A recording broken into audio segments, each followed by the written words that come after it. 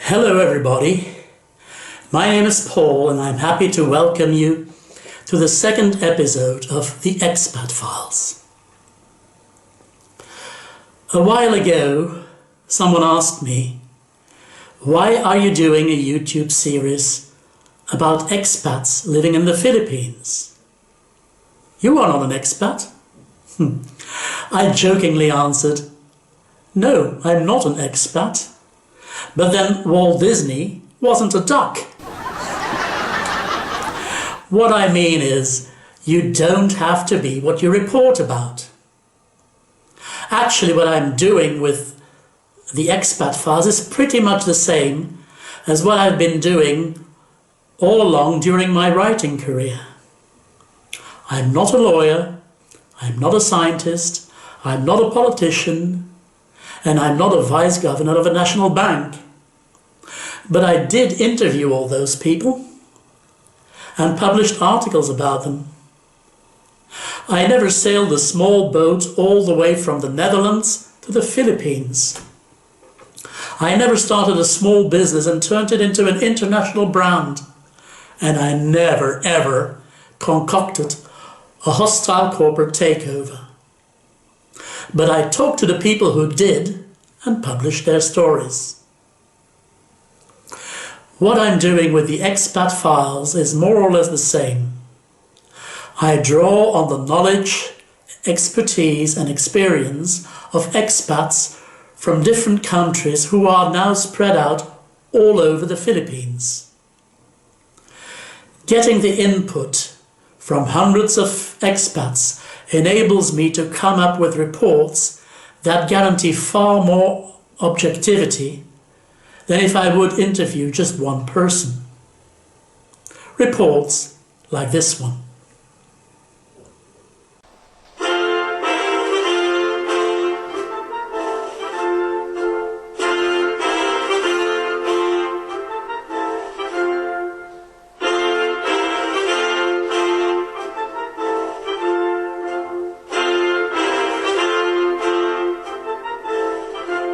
I asked hundreds of expats what struck them the most when they first set foot on Philippine soil. I think it won't surprise anybody when I tell you that the top answer was poverty. 90% of the response I got was poverty related. It is therefore that I decided to dismiss those few other issues and dedicate this episode solely to the poverty in the Philippines and the great resilience of Filipinos. What follows is not my opinion, but the collective opinions of well over 100 expats joined together. Poverty is poignant, not only in Manila, but also in the provinces. It's a shock for people who arrive here as tourists, but it doesn't get any better when you live here and witness the poverty every day. One would think that you get used to it, but you don't. So many of us have absolutely no idea what true poverty and hopelessness is about, and how widespread it is. The have-nothing and have-much people are all living among each other. There's a large discrepancy between the poor and the rich. You still get to see third world poverty. Most of the people from our home countries don't have a clue about this kind of poverty. The poor in the first world would be middle class in the Philippines. Children are living and sleeping in the streets, stopping cars and begging for a few pesos. Whose heart wouldn't melt when a little child says nothing, but just points at its mouth?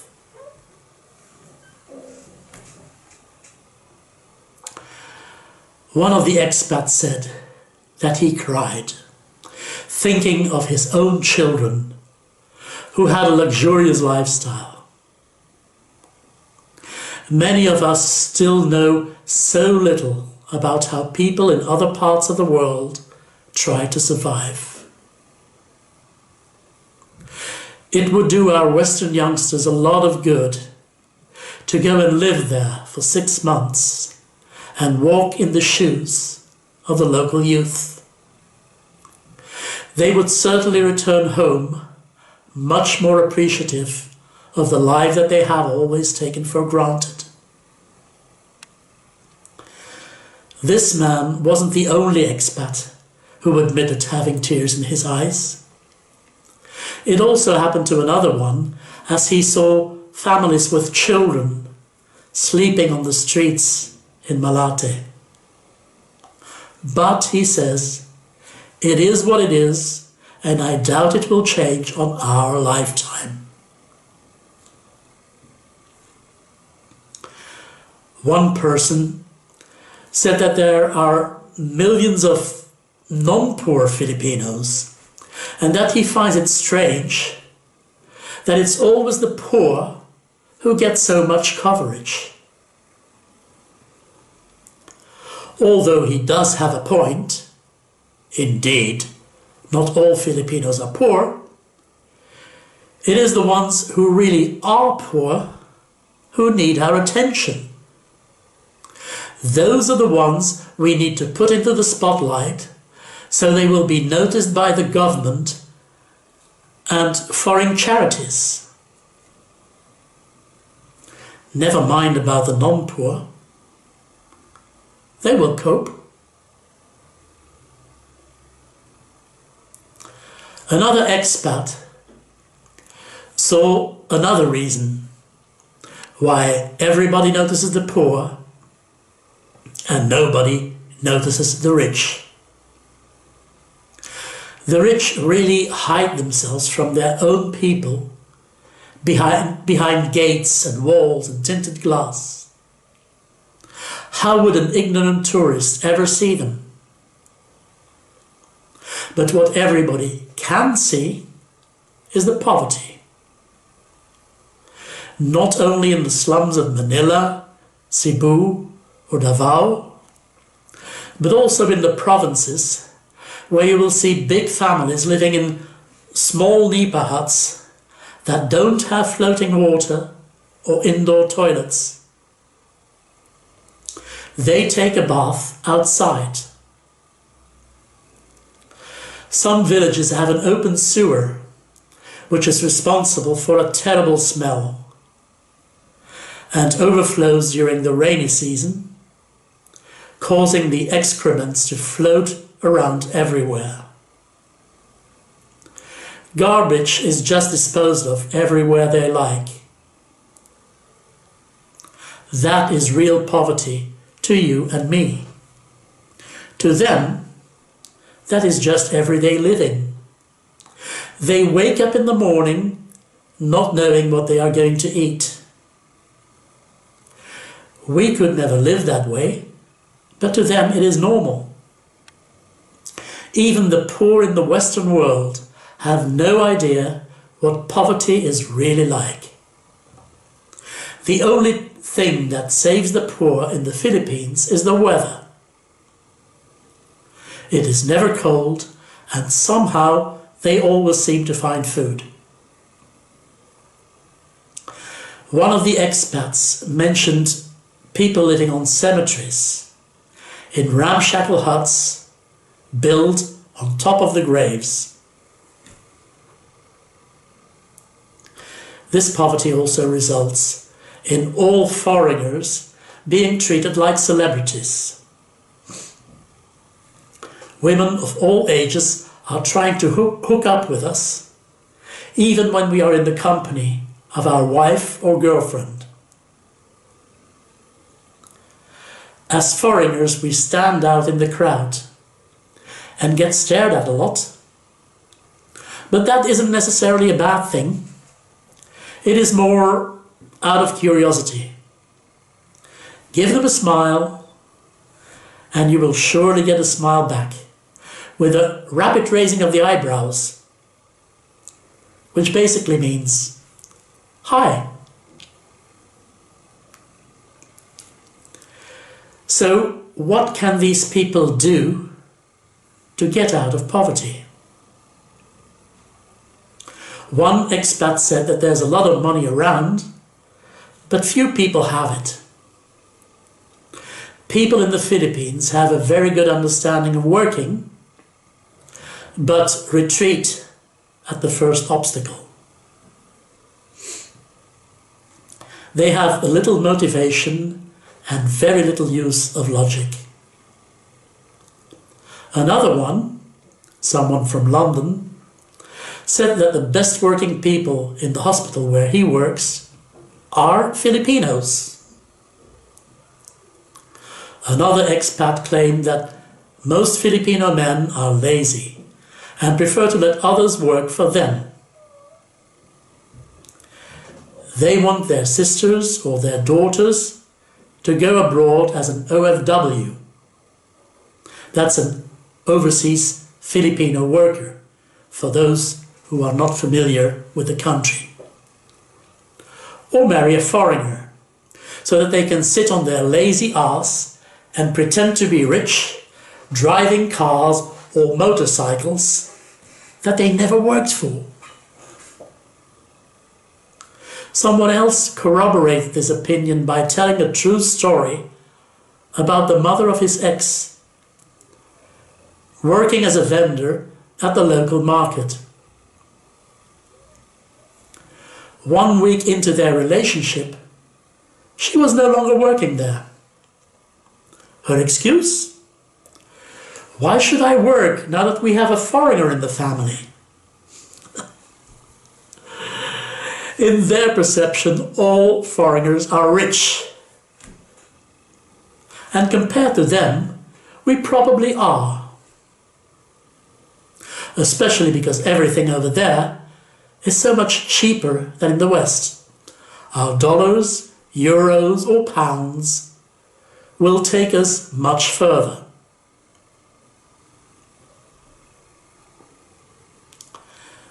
Another opinion was that the Philippines is rich in natural resources, human capital, and has multiple strategic deep water ports.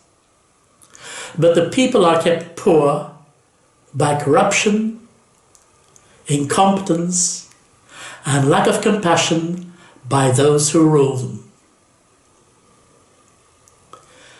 This corruption is ingrained in the Filipino mentality. From barangay level, again for those viewers without prior knowledge of the Philippines, I should explain that a barangay is the smallest political unit in the Philippines, sort of a district within a city or town. So as I was saying, this corruption is ingrained in the Filipino mentality, from barangay level to the highest political authorities. People are so used to it that they think this is normal behavior. The fact that many Filipinos still see Ferdinand Marcos as a hero, in spite of everything we know about him now, is a perfect example of the people's general acceptance of corruption. If you go back to the 1950s, the Philippines had one of the strongest economies in Southeast Asia. Right now, well, that is before COVID-19 started pulling the economy down, the economy was on the rise again. In all those years of going to the Philippines, I have seen major infrastructural development. New malls are opening, and many people seem to have a slightly improved lifestyle. Or, as someone else put it, the rich are taking advantage, the middle class are growing, and the poor are just tagging along. But COVID-19 will probably turn the clock 5 years back. However, that is not typical for the Philippines. Everywhere in the world, small businesses are going bankrupt.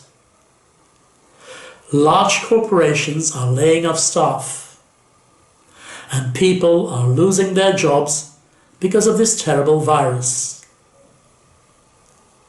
But the poorer the country, the worse the problem. Now, all this talk about poverty may sound rather negative to most people. But expats who have been living here for a while don't see it that way. Of course, there can be nothing positive about the fact that people are poor. That's normal. It's the way they deal with that poverty that radiates their positive attitude. Someone who worked in the Middle East, USA and Europe before says he never saw people this poor and yet always smiling, being kind and friendly. That was confirmed by another expat who said that people always seem to be happy in spite of their poverty. They appreciate what they have, even if it is very little. Someone said, "I'm excited to be here. If everyone had the heart of a Filipino, the world would be a better place." Another statement was, "When I first came here in 2012, I had, and still have, a positive impression of the country. Great people who love music and beautiful scenery." And another one, "Overwhelmingly my impression was that the wonderful people of the Philippines stand tall and proud, no matter where they are in life. They have open hearts." And yet another one, "Being rich only makes life more complicated. If you are poor, things can only get better."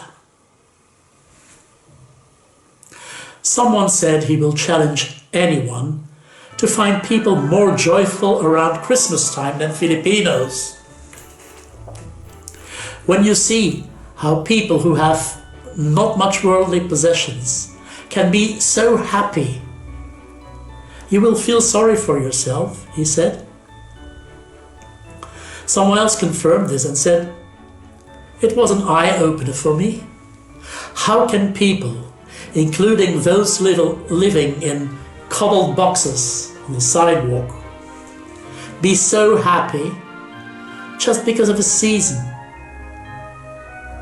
I have lots of material things," he said, "but I don't have the natural happiness of the people I saw over there."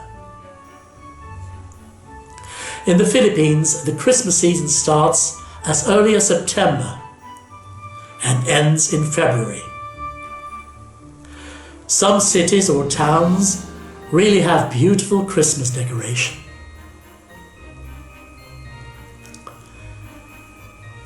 I want to share an enlightening statement of an American who worked in different places all over the world. He says, and I quote, "My perspective is much different. I don't see it as hopeless poverty, but that is largely because of experiences I've had in other places, in other parts of the world. I can promise you firsthand, the Philippines has poverty, really poor people. But I've been places where the houses were made of earth and covered with grass. The people living there didn't have a nearby market to go to where they can sell their wares for even a few pesos or beg alms from the local middle class, because there is no middle class. The Philippines is definitely poor compared to the USA, starkly so. But the comparison can be made the other way round too. There are people living in other areas who would give anything and everything for some of the opportunities the Filipinos have. Even something as simple as a nearby doctor or an actual school. The Philippines is ripe with opportunity. There is hope just down the street for anyone willing to spot the opportunity and potential for significant growth. Some other countries' people have only mud and very little to no real hope. End of quote. Wow. Thank you so much for sharing this view. This is really what makes me thankful for the opportunity to draw on the experience and expertise of all you guys out there. And I hope that my viewers find this information interesting enough to subscribe to my channel. Here's another one. And this is from a Canadian woman whose brother married a girl from Bohol. She wrote, "My first impressions were how welcome I felt, how much happiness I saw and felt. I felt the healing powers of food cooked with love. I fell in love with the sense of humor of the Boholanos, their hard-working nature, their sense of adventure. You can't help but notice immediately their love for song and dance. I admire their bluntness. I'm learning Bisaya daily. I feel blessed my brother married a Pinay. They will always be my family in my heart, and I can't wait to apply for the SSRV so I can retire on Bohol or Siquijor." Now, isn't that a beautiful story? How about helping the poor? A lot of expats do, in different ways. Their common philosophy is that you cannot help all, but it's a rewarding experience if you can help some. They just do what they can. Their creed is, I can't help everyone, but I can help this one. It's not about setting off an avalanche, it's about making a snowball and rolling it down the mountain. When you give a child some food or a few coins, the look in its eyes is all the reward you need. Like the one who saw little children sleeping on cardboard. His second day in Cebu City, he and a guy he was having a beer with jointly bought a load of KFC buckets late at night and dropped them off by the sleeping children, together with some bottles of water. One does what one can. It takes stories like these for people who grew up in welfare states to realize how lucky we are. I want to thank all the expats who shared their stories. The number of replies I received to my simple question was amazing, and I had to make a selection. So sorry for those whose replies didn't make the video. To the viewers, I want to say thanks for watching. If you liked my video, give me a thumbs up. Feel free to use the comment section constructively. And please subscribe to my channel called Homebase Belgium. Have a great day and see you for the next episode of the Expat Files.